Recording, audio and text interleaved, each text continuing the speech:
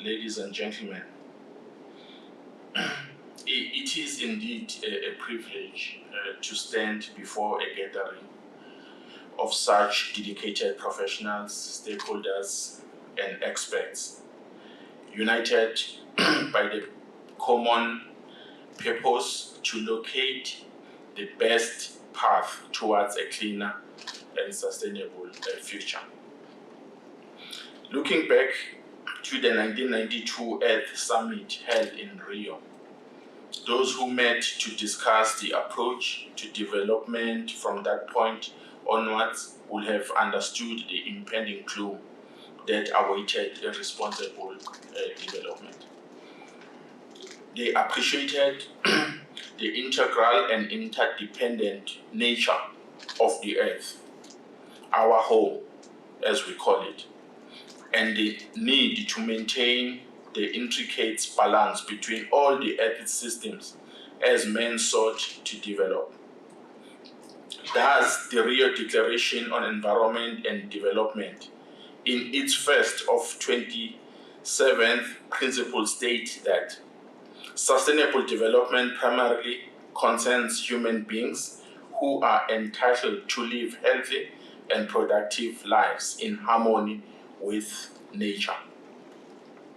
32 years on, the gloom is quickly materializing, and we are called upon to act with utmost agency if we are to minimize the effect of climate change, a direct result of the historical irresponsible development which persists to this day, and that we are gathered to stem its tide. Today, ladies and gentlemen, we embark on a critical dialogue, which is the first step towards developing South Africa's maritime decarbonization roadmap. This is a venture that is not only timely but essential.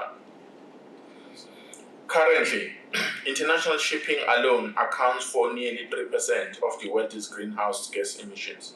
Shipping could be responsible for up to 17% of global CO2 emissions by 2050 if left unregulated. Almost 40% of all CO2 emissions in 2050 will be caused by shipping and aviation if it's not attended to. Decarbonization is a global imperative for governments, businesses, and society because it plays a crucial role to limit the worst effect of climate change. Eliminating the carbon emissions from the maritime sector through decarbonization efforts will help to meet emissions reduction goals to mitigate climate change. Our discussion today are framed by a set of global and national imperatives that demand our immediate attention and decisive action.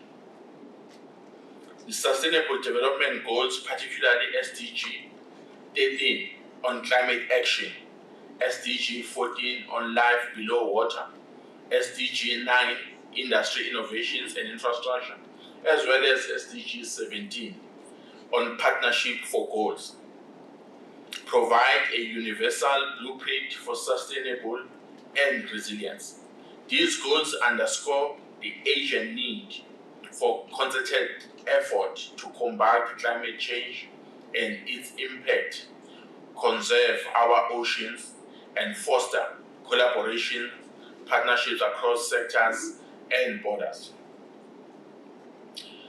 The International Maritime Organization's roadmap to decarbonization sets forth a bold vision to reduce greenhouse gas emissions with targets of reductions in carbon intensity of international shipping by at least 40% by 2030 compared to 2008 targets.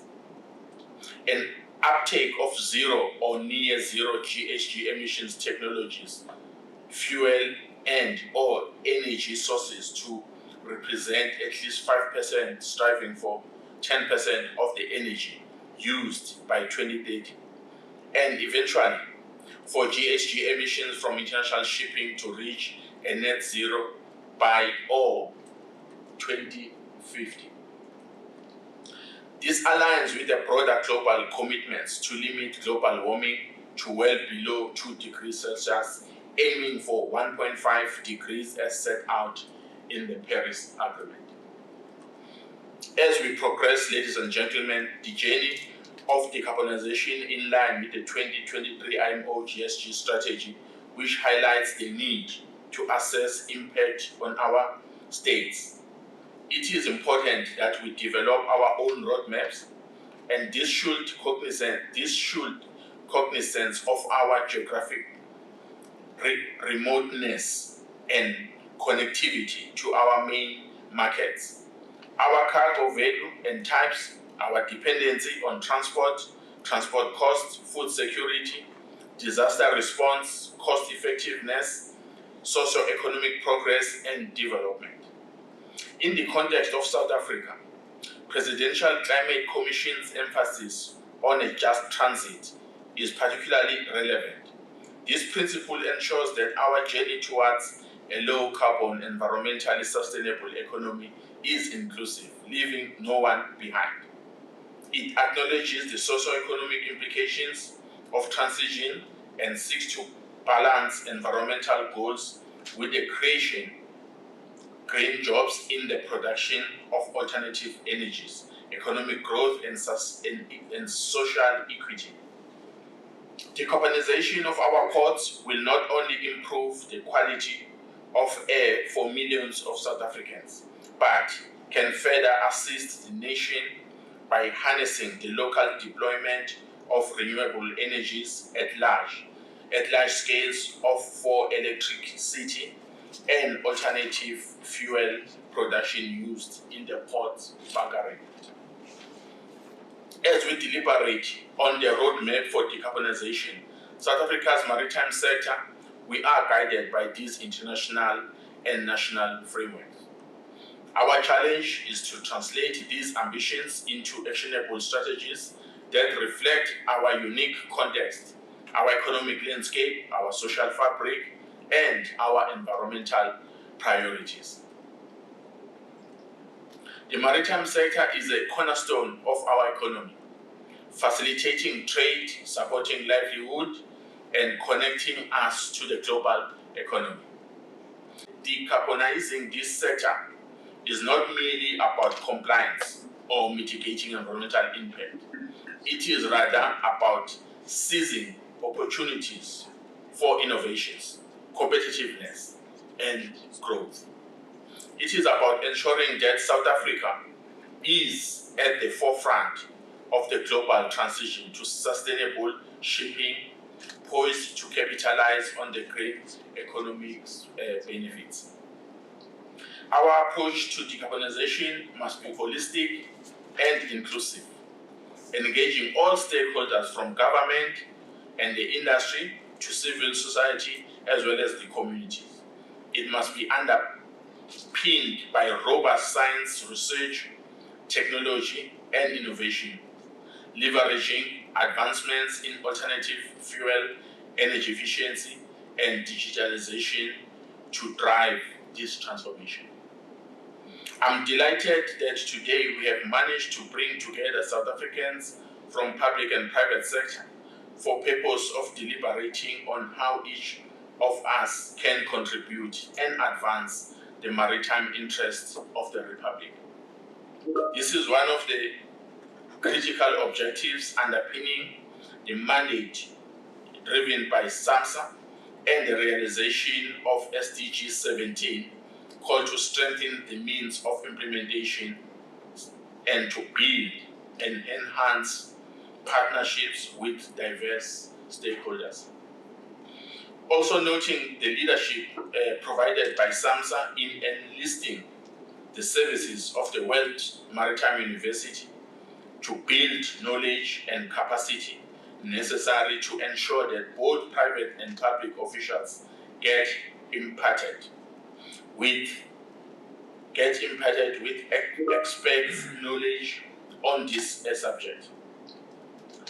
The 4-day executive professional development training course on maritime energy management and decarbonization as delivered this week from the Monday of the 5th to the 8th of February, is indeed a giant step in ensuring that South Africa does not get left behind and is able to make a contribution as a global maritime nation. In closing, ladies and gentlemen, I call upon each of you to bring your expertise, your vision, and your commitment to this endeavor.